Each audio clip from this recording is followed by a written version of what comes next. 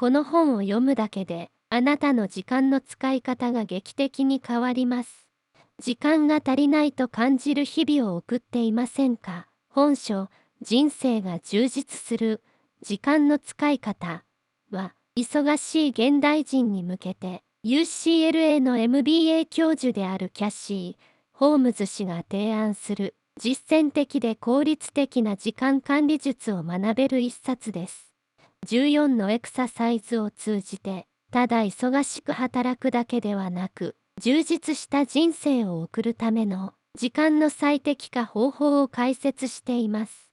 この動画では、本書のエッセンスをわかりやすくまとめてお伝えします。時間を有効活用したい、より充実した人生を送りたい、という方に向けて、3つの重要なポイントを深掘りし、さらに本書で紹介されている方法を、どのように実生活に活かせるかを解説します。最後に、私自身の感想もお伝えし、本書を読むメリットを最大限お届けします。本の重要な3つのポイント紹介。ポイント1、時間の質を高める考え方。忙しい毎日でつい、時間がない、と感じてしまうことはありませんか？本書では、単に、時間を増やすことではなく、時間の質を高めることを重視しています。時間の質とは、どれだけその時間があなたにとって価値のあるものかを指します。例えば、短時間でも家族や友人と過ごすことで深い絆を築いたり、自分自身の学びや成長に集中する時間を確保することが含まれます。本書のエクササイズでは、日常生活の中で何が価値ある時間かを見極め、優先順位を明確にする方法が具体的に示されています。私自身、忙しい中で時間が足りないと感じることが多々ありましたが、この考え方に触れてから、時間の過ごし方そのものを見直すきっかけになりました。忙しさを理由に後回しにしていた大切なことに、しっかり時間を割く重要性を痛感しました。ポイント2、時間の無駄を見つけ出すテクニック。本書では、無駄な時間を見つけて削減する具体的な方法が紹介されています。多くの人が気づかないうちに、多くの時間を効率的でない活動に費やしています。例えば、SNS のスクロールや目的のないネットサーフィンなどです。本書では、これらの無意識の浪費を防ぐために、一日の活動を記録し、時間の流れを見える化するというシンプルな手法を提案しています。この方法を試すと、意外なところで大きな時間の浪費が発見でき、改善のきっかけになります。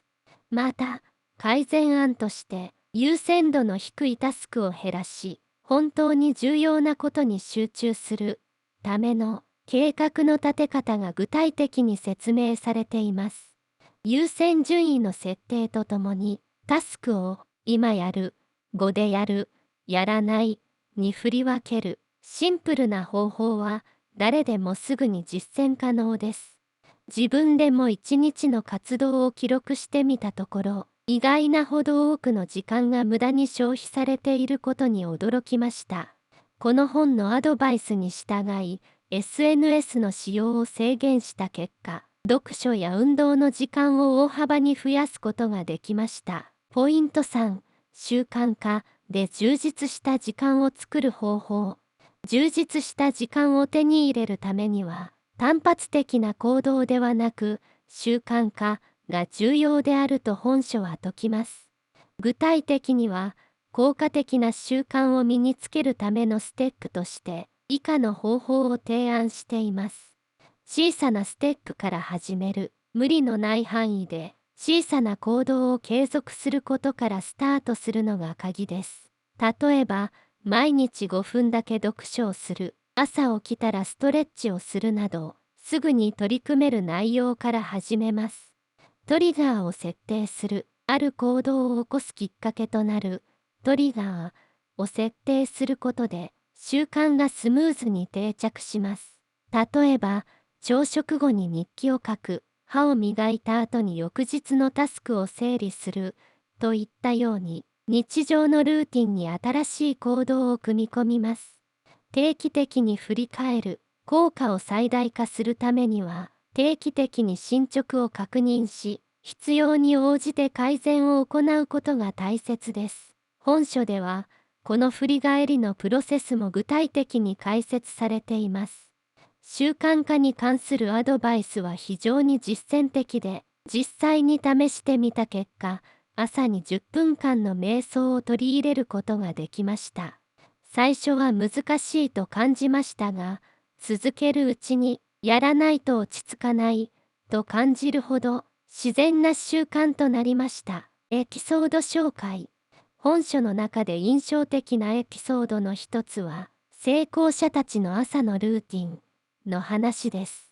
著者は数名の成功者にインタビューを行い、どのように一日の始まりを過ごしているかを調査しました。その結果、彼らの多くが静かな時間を確保することを重視していることが分かりました。ある著名な起業家は、毎朝5時に起床して、1時間を読書や瞑想に当てています。この時間をマインドフルネスタイムと呼び、心を整えることがその後の効率や判断力を大きく向上させる秘訣だと語っています。また、別の成功者は、朝に次の日のタスクをすべて書き出し、重要度に応じて計画を練ることを習慣にしているそうです。この計画の時間を通じて、一日のスタートを無駄なく過ごせるとしています。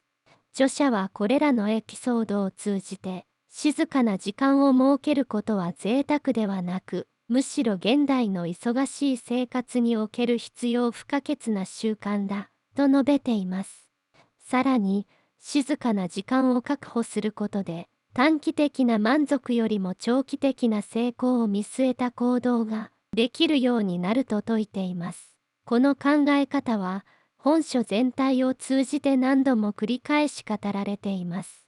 このエピソードを読んだとき、私は静かな時間の大切さに改めて気づかされました。普段の生活では朝から SNS をチェックしたり、ニュースを追ったりして頭が忙しくなりがちですが、この本の提案を実践してみたところ、生活の質が劇的に改善しました。具体的には、毎朝15分の瞑想と5分間の日記を習慣化したことで、一日の始まりがとてもスムーズになり、心が落ち着くのを実感しました。また、これにより、他のタスクにも落ち着いて取り組めるようになり、結果として一日の充実感が増しました。さらに興味深かったのは、自分の時間を記録して分析する方法です。私自身もやってみたところ、思った以上に無駄な時間が多いことに驚きました。例えば、何気なく見ていた SNS や動画が1日で数時間に相当していたことに気づき、そこを削減するだけで家族や趣味に向き合う時間が生まれました。この本のエピソードに触れて、自分の生活をより良い方向に変えるきっかけを得られたことに感謝しています。実生活での活かし方。本書で紹介されている方法を実生活に取り入れることで、日常の充実度を大きく向上させることができます。特に効果的な応用方法の一つは、タイムブロッキングを活用したスケジュール管理です。タイムブロッキングとは、一日の予定を細かく区切り、それぞれの時間帯に特定のタスクを割り当てる手法です。例えば、朝の30分は運動に、昼休みの15分は読書に、といった形で、あらかじめ時間の使い方を明確に決めておきます。この手法を使えば、何をすべきかわからないまま時間が過ぎてしまう、という事態を防ぐことができます。もう一つの応用ポイントは、週ごとの振り返りです。本書では、1週間を振り返る時間を確保し、どの時間の使い方が有効で、どれが無駄だったかを分析することの重要性を説いています。この振り返りを通じて、翌週に向けた改善案を考え、無駄な時間を減らしていくことができます。例えば、家事に予想以上の時間を使っていたと気づいた場合は、次週からタスクを分担したり、効率化する方法を取り入れることで、時間の無駄を防げます。私自身、タイムブロッキングを取り入れることで、一日の充実感が劇的に向上しました。特に、仕事とプライベートの境界が曖昧になりがちな在宅勤務では、この手法がとても役立ちました。午前中は集中力が高い時間として重要なタスクに取り組み、午後はリラックスしながら創造的な作業に時間を割く、といった具合に、自分のエネルギーレベルに合わせたスケジュールを作ることができました。また、週ごとの振り返りも習慣化することで、時間の無駄が目に見えて減少しました。特に、SNS の使用時間を記録したところ、自分が予想していた以上に多くの時間を費やしていたことが分かり、その時間を運動や趣味に置き換えることで、健康面や心の余裕に良い影響がありました。このように、本書で学んだ方法は、日常生活の改善に即効性のあるものばかりです。人生が充実する時間の使い方は、時間管理に関する実践的なテクニックを知りたい人にとって、まさに必読の一冊です。本書は、単なる時間術の解説にとどまらず、読者自身が自分の人生をどう充実させたいのかを考えるきっかけを与えてくれます。著者が提示する14のエクササイズは、どれもシンプルかつ実践可能で、今すぐ日常生活に取り入れることができます。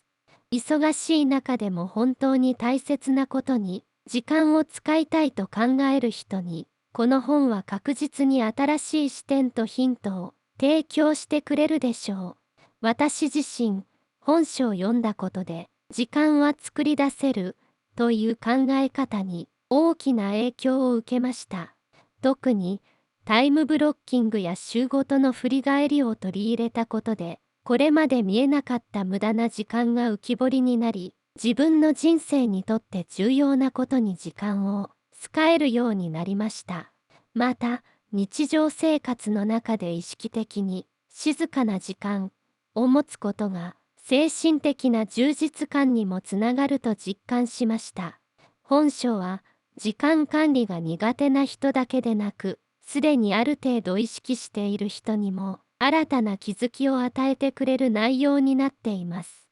特に毎日を忙しく過ごしている現代人にとって、より良い生き方を実現するための指南書とも言えるでしょう。実践的な内容と分かりやすい解説が特に優れている一方で、さらに深い事例がもう少しあると良いと感じました。最後までご視聴いただき、ありがとうございました。人生が充実する時間の使い方は、日々忙しく過ごす私たちにとって、改めて時間の価値を見つめ直すきっかけを与えてくれる一冊です。